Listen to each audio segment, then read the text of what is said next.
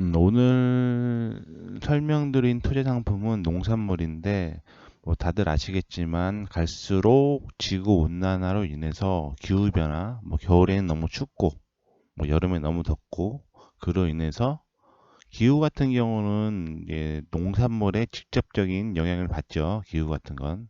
그래서 작황이 감소가 되면 농산물 같은 경우는 철저히 수요와 공급의 원칙으로 움직이기 때문에 뭐 사람의 주식이기도 하고 뭐 가축의 주식이기도 하죠. 해서 농산물 작황이 급감을 하게 되면 바로 소비자 물가 상승으로 이어지죠. 뭐 빵, 뭐 사람이 먹는 모든 것에 포함이 되죠. 자, 에그플레이션이라고 있어요. 에그플레이션이 언제 발생했냐? 뭐 대략적으로 2007년도 정도에 에그플레이션이 발생을 했어요. 뭐 이때도 전체적인 농산물의 작황이 안 좋아서 감소가 됐죠.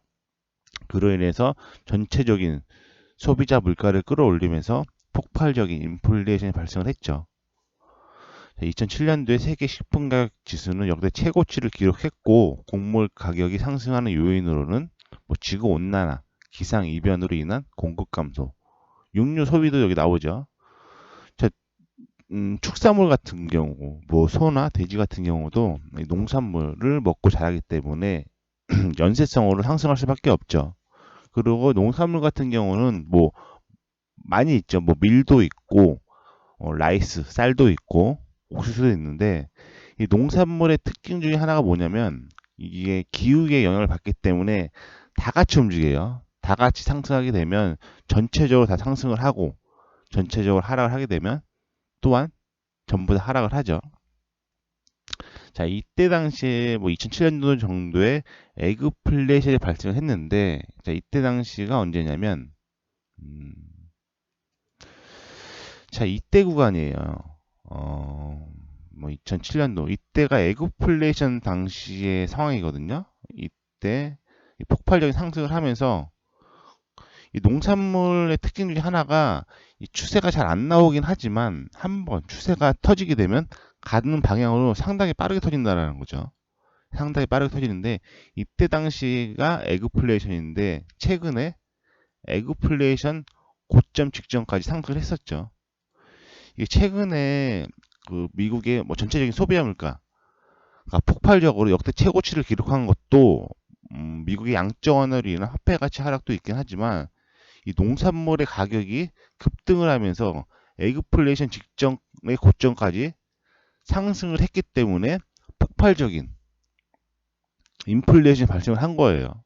인플레이션이 발생을 했고, 자, 보시게 되면 폭발적으로 상승했지만, 현재 미국에서 그 금리 인상으로 지금 현재의 소비자 물가, 인플레이션이 잡힌 걸로 보이지만, 아니라는 거죠. 농산물 가격이 급등을 하면서 전체적인 소비자 물가를 끌어올렸기 때문에 폭발적인 인플레이션이 발생했고, 현재 다행히도 미국에서 금리 인상을 하는 시점에 농산물이 조정이 나왔기 때문에 현재의 인플레이션이 잡혔다라는 거죠. 또한 현재 농산물 옥수수 같은 경우는 현재 하단에 보시게 되면 2015년부터 보시게 되면 상당히 큰 흐름이에요. 2015년부터 장기간의 박스권이죠. 이 장기간의 박스권을 돌파를 하면서 폭발적으로 상승 추세가 나왔죠. 상승 추세가 나온 후에 이 박스권 상단 깊은 조정이 들어오면서 지금 박스권 상단 지지란에 걸려 있어요, 실질적으로. 물론 추가적으로 농산물 같은 옥수수 같은 경우가 추가적으로 조정이 들어올 수도 있겠지만 뭐 제가 보는 관점은 틀려요. 왜 틀리냐? 이 기후 변화는 뭐 1년, 2년 안에 잡힐 수 있는 게 아니라고 보거든요. 뭐 다들 뭐 유튜브를 간단히 검색해서 보셔도 갈수록 기후 변화가 심해지고 그로 인해서 현재 뭐 전기차도 그로 인해서 만들어진 거죠. 갈수록 기후 변화가 심해지기 때문에 해서 농산물 같은 경우는 중장기적으로는 기후 변화 그로 인한 작황 감소로 인해서 다시 한번 올라갈 가능성이 높다라는 거죠. 다시 한번 올라갈 가능성이 높고 그렇게 되면 뭐 전체적인 농산물 가격 올라가겠죠. 해서 현재 농산물 가격의 매수 포지션은 상당히 메리트가 있는 시점이다. 뭐 중장기적으로. 또한 농산물 같은 경우는 한번 추세를 타기 시작하면은 폭발적으로 상승을 해서 수익을 극대화할 수 있다라는 거죠. 현재 제가 본 관점으로는 농산물 같은 경우는 현재 상당히 강한 지지 라인에 붙어 있다라고 보는 거죠. 그래서 그럼 농산물 투자를 어떻게 해야 되냐? 물론 보수적으로 투자하실 분 같은 보수적으로 투자하실 분들은 뭐 농산물 ETF 같은 경우도 뭐 개인적으로 알아보시면 많이 있어요. 뭐 농산물 3대 ETF 보시게 되면 자, 이 농산물 ETF 같은 경우는 뭐 옥수수, 콩, 밀 같은 경우를 하나로 묶어가지고 연동되는 ETF 같은 경우인데 이거 보시게 되면 지금 현재 뭐 수익률이 그닥 좋지는 않아요. 왜냐하면 농산물이 떨어졌기 때문에 지금 농산물 가격에 영향을 받고 농산물 가격이 지금 고점을 찍고 지금 떨어졌기 때문에 장기적인 수익률이 좀 좋지는 않죠. 농산물 가격에 연동이 되는 상품이니까.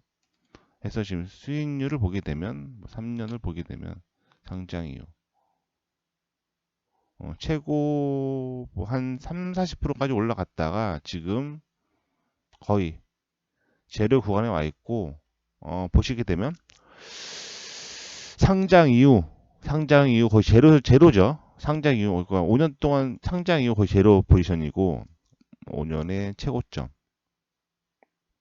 해서 지금 농산물 같은 경우는 뭐 안정적으로 투자하실 것 같은 경우는 뭐 ETF 뭐 개인적으로 ETF 같은 거 알아보시고 중장기적으로 투자하셔도 될 것 같고 뭐 이것뿐만 아니라 뭐 보시면 좀 많이 있을 거예요.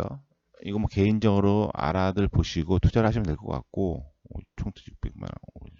그렇죠. 현재 지금 1년간 투자를 했다면 지금 마이너스죠. 왜냐 농산물 가격이 떨어졌기 때문에. 그럼 어떻게 보면 기회죠. 기회의 구간이고 공격적으로 뭐 해외 선물 쪽 이거는 ETF 같은 좀 안정적으로 투자를 하는 거고 나는 그래도 또 공격적으로 지금 매수 라인에 붙어 있기 때문에 본인 또 공격적으로 매수를 하겠다라고 하시면 이제 해외 선물 같은 경우는 지금 현재 농산물 콘이죠. 대표적인 콘인데 위탁 증거금이 뭐 달러로 1733불이고 위주 증거금이 1575불이에요. 이게 무슨 말이냐? 이 옥수수를 거래하기 위해서는 1733달러가 있어야 되고 유지 증거금 이 1575달러 밑으로 떨어지면 강제 청산이 되기 때문에 이게 딱 1733불을 집어넣고 바로 매수 방향으로 올라가면은 뭐 크게 상관없겠지만 약간 마이너스가 날 수도 있기 때문에 마이너스가 나서 한 200불 정도가 마이너스가 나게 되면 이게 강제 청산이 될 수 있기 때문에 뭐 그러니까 여유장을 좀 더 집어넣는 게 좋겠죠. 뭐 한 2,000불이나 3,000불 정도의 한 계약 정도를 집어넣고 결과론적으로 이제 해외 선물 같은 경우는 만약에 농산물 이게 레버리지가 걸려 있는 거예요. 레버리지 걸려 있기 때문에 얘가 그냥 공격적인 상품이죠. 이 해외 선물 같은 경우는 레버리지가 걸리는 상태이기 때문에 약 공격적인 상품이고 원화로 한 1733불 정도 있으면 한 계약을 매수를 할 수 있지만 물론 본인이 매수한 시점에서 상승을 하게 되면 크게 상관은 없지만 반대로 약간 손실을 감내해야 되면 딱 1733불을 집어넣어서 매수를 하는 것보다는 좀 여유 있게 뭐 2000불이나 3000불의 한 계약 정도 레버리지를 감안하고 그 정도 매수하시면 될 것 같고 대략적으로 뭐 결과 계산 안 했지만 현 구간에서 다시 한번 신고가를 해외 선물 기준으로 신고가를 넘어가게 되면 일단 뭐 10배 이상은 1770 1733불 대비 대략적으로 10배 정도 이상은 수익이 나온다는 거죠. 그래서 농산물 같은 경우는 현재 상당히 메리트 있는 구간으로 뭐 저는 보여주고 개인적으로도 뭐 간단히들 분석을 해서 하지만 농산물은 상당히 중장기 매수 포지션으로 상당히 메리트가 있는 시점이다 라고 보고 대응하시면 될 것 같고, 궁금사항이 있으신 분은 댓글로 남겨주시면 확인한 후에 일단 뭐 답변을 달아드리도록 하겠습니다.